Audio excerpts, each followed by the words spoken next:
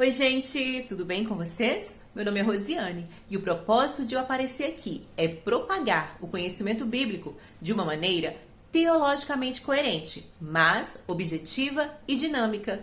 Vem comigo! Estamos no último livro do Pentateuco, Deuteronômio. Livro que também foi escrito por Moisés em 1406 a.C. O quinto livro da Torá, em hebraico, era chamado de El Hadmarim, significando estas são as palavras. No entanto, na tradução grega, capítulo 17, versículo 8, que ordena ao futuro rei de Israel a fazer uma cópia da lei, é base para a nomenclatura do livro. Como a tradução equivocada de Deuteronômio Toto, literalmente, esta segunda lei, a Vulgata Latina, então, transliterou o nome grego Deuteronomium. De tal maneira, o conteúdo do livro foi considerado uma segunda lei, já que a primeira havia sido dada por Deus no Monte Horebe ou Monte Sinai.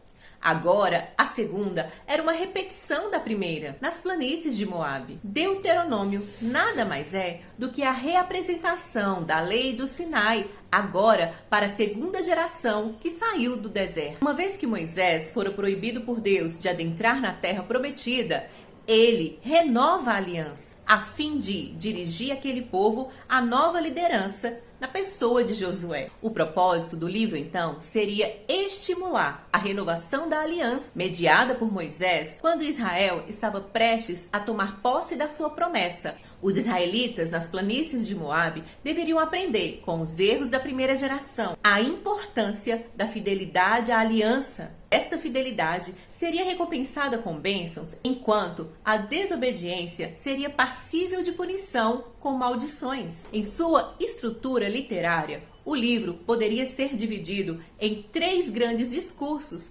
feitos por Moisés. Moisés conclama a renovar a aliança antes e depois de tomarem posse da terra. É interessante observar que o conteúdo do livro de Deuteronômio apresenta semelhanças significativas com os tratados antigos do Oriente Próximo. Os tratados entre os grandes reis, chamados suzeranos, com seus vassalos, continham vários elementos típicos e Deuteronômio segue este padrão amplamente atestado, sendo eles o preâmbulo do capítulo 1, versículo 1 ao 4, o prólogo histórico do capítulo 1, versículo 5, as condições, capítulo 4, versículo 44 a 26, a ratificação, capítulo 27 ao capítulo 30, e a sucessão de liderança, do capítulo 31 ao capítulo 34. O discurso de abertura de Moisés, do capítulo 1 ao capítulo 4, traz o relato das experiências de Israel sob a sua liderança. Refere-se 5 vezes ao Êxodo. Relembra o cuidado providencial de Deus, dos milagres que ele fez do Egito ao Monte Horebe. Finalizando a sessão com o pedido de Moisés para entrar em Canaã.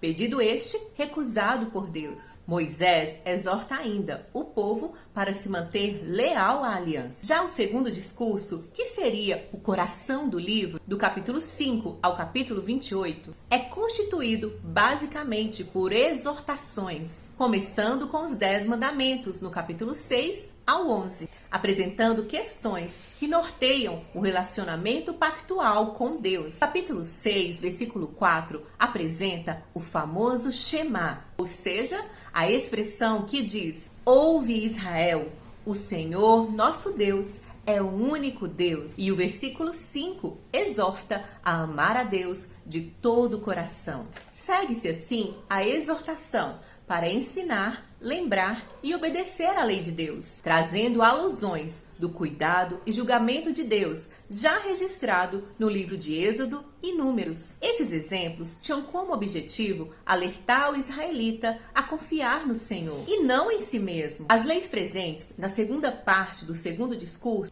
do capítulo 12 ao 26, incluem prescrições a respeito da adoração, dos alimentos puros, dos escravos, das dívidas, das festas anuais, dos juízes, da cidade de refúgio e várias outras questões de conduta. Leis que são paralelas às anteriores, já descritas em outros livros do Pentateuco. O terceiro discurso, do capítulo 27 ao 30, é uma exortação enérgica para que Israel obedeça às leis do Senhor. Inclui instruções para a cerimônia solene realizada no Monte Ebal e no Monte Gerizim. A cerimônia, que será conduzida por Josué, trazia à memória a lembrança da cerimônia da aliança, escrita em Êxodo 20. Finalizando o terceiro discurso, o famoso capítulo, o 30, que traz a escolha colocada perante Israel: a obediência ou a desobediência, a vida ou a morte. As seções finais do livro são igualmente importantes. O capítulo 31 ao 34 abrangem a investidura de Josué como sucessor de Moisés, o cântico de Moisés celebrando a grandeza de Deus e o cuidado com o povo da aliança, a bênção de Moisés sobre as 12 tribos e o obituário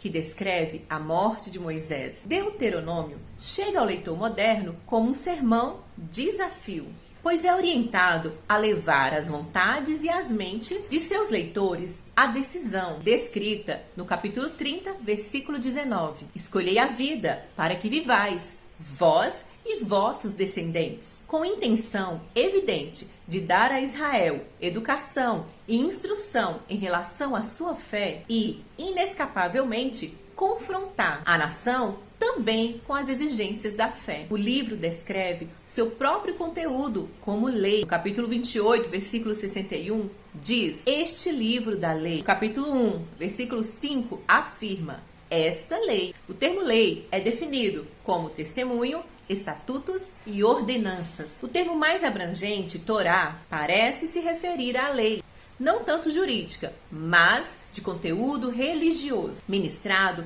por um sacerdote, profeta ou sábio, identificando disposições legais com instrução religiosa. Deuteronômio não é um código judicial, antes é uma exposição da fé. Muito embora blocos de legislação possam ser encontrados, sejam leis de caráter apodítico, ou seja, dada por proclamação e não como resultado de decisões judiciais, ou causuístico, leis que apresentam condições. A lei em Deuteronômio é uma expressão da vontade de Deus que deve ser obedecida. Um povo redimido da escravidão e unido a seu Deus por uma aliança precisava de diretrizes para habitar na nova terra, em comunhão com Deus e com os seus membros. A única resposta adequada ao amor imerecido de Yahvé para com Israel era devoção sincera e fidelidade exclusiva, sendo a obediência a expressão tangível às estipulações da aliança. As leis divinas eram graciosa dádiva de orientação de Deus para uma vida pacífica na nova terra. Deuteronômio apresenta um quadro de vida dentro de um contexto de aliança em que Israel encontrava comunhão com Yahvé, seu Deus, e desfrutaria de bênçãos. Qualquer outro meio ou estilo de vida estaria carregado de perigos e maldição. A rejeição da aliança, fruto do amor de Deus, seria o mais hediondo dos pecados. Na verdade, era a própria essência do pecado e resultaria no julgamento de Deus. As leis apresentadas em Deuteronômio trazem íntimas semelhanças, não apenas com o livro da aliança em Êxodo 20 a 23, mas também com o Código Hammurabi. Leis sobre remissão de escravos, rapto, a lei do talião, falsas testemunhas, direito do primogênito, filhos incorrigíveis, esposas difamadas, adultério, estupro e também leis civis que refletem um período anterior à instituição da monarquia de Israel. Na teologia de Deuteronômio, encontramos Yahvé como o único Deus. A aliança mosaica retrata Deus como o grande rei. Boa parte da linguagem aliancista do Velho Testamento é paralela, semanticamente ou etimologicamente, à linguagem dos tratados seculares. Em estrutura, o primeiro elemento é a introdução histórica. A realeza de Yahvé, o Senhor de Israel, era a antítese da soberania insignificante dos reis das pequenas cidades-estados da região, já que a soberania de Yahvé era de escopo cósmico. A compreensão que Israel patinha de Yahvé é apresentada sucintamente no capítulo 6, versículo 4. Yahvé é nosso Deus. Yahvé é único. Ele é o Deus dos deuses, o Senhor dos senhores, conforme fala o capítulo 10, versículo 17. Um Deus zeloso, como diz o capítulo 4, versículo 24. Adjetivo que denota o cuidado ativo extremo por parte de Yahvé em manter sua própria singularidade e santidade. Idolatria ou lealdade dividida era passível de seu julgamento. Yahvé, como diz o capítulo 7, se lembraria de sua aliança e a guardaria. Ele é justo e reto, um Deus de fidelidade. Sem injustiça, como diz o capítulo 32, versículo 4. No versículo 6 é descrito como pai. No 15, uma rocha. Deuteronômio cita várias vezes o verbo redimir e salvar, dando a ideia de trazer para fora aqueles que estavam em terrível angústia. Deixa claro que a posse da terra era o cumprimento da promessa de Yahvé aos patriarcas, enfatizando que essa terra era uma dádiva oferecida por Yahvé. Israel não possuía direito natural à terra e ainda precisaria da assistência de Yahvé para entrar de posse nessa herança. Como diz o capítulo 7, versículo 7, por si mesmo, Israel era a menor das nações. Por outro lado, era também um ato de julgamento das nações cananeias, devido à sua corrupção e práticas idolátricas abomináveis. Assim, o capítulo 9 descreve que Israel seria um instrumento de Deus no cumprimento dos seus propósitos globais. Há um poder no universo que governa tudo, e o fim será juízo para os ímpios e redenção para aqueles que reconhecem a sua soberania. Em geral, a posição expressa é de que a obediência a Deus e a sua aliança levaria a bênçãos, ao passo que a desobediência acarretaria maldição e o pecado poderia levar aquele povo ao exílio. Em um ponto conhecido como visão deuteronômica da história, historiadores recentes concordam que toda a história de Israel, da conquista à queda de Jerusalém em 586 a.C., revela que a obediência sempre acarretou bênção à nação e a desobediência à aliança trouxe castigo. Tais consequências são apresentadas em palavras desafiadoras por Moisés no capítulo 28. Embora as leis orientassem a nação de uma maneira geral, em última análise, a obediência à lei era uma questão pessoal e individual. As muitas exortações são dirigidas às vontades e corações. A motivação intrínseca deveria ser o amor a Deus. Em uma sociedade em que cada indivíduo amasse a Deus e guardasse as suas estipulações, seria uma sociedade a experimentar a Shalom, a paz divina. Deuteronômio enfatiza que a atitude do coração é mais importante que atos externos. Citado mais de 80 vezes no Novo Testamento, o livro de Deuteronômio é um dos 4 livros veterotestamentários. É em Deuteronômio que nós vemos que Moisés, o fundador da teocracia de Israel, prefigurou Cristo. Abriu passagem para o Filho de Deus, mediador da nova aliança. O conteúdo moral das duas alianças é o mesmo. No entanto, o modo como ambas são administradas possuem diferenças significativas. Paulo associou a mensagem do Evangelho ao apelo de Moisés para que Israel renovasse a aliança. Em Deuteronômio, a graça precede a obrigação humana de exercitar a fé, e a obediência humana é a prova da fé autêntica. Verdades vistas nos ensinos do Novo Testamento. Se a antiga aliança foi selada com sangue de animais, a nova aliança eterna foi selada com o sangue eficaz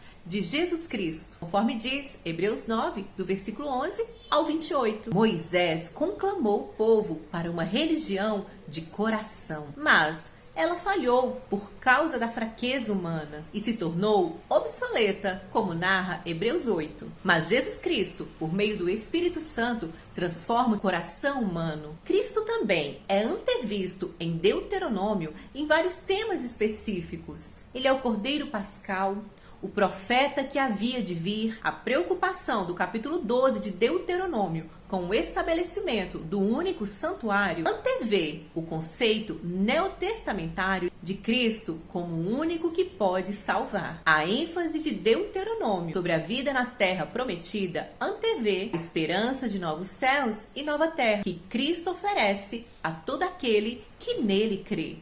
E se esse vídeo foi útil para você,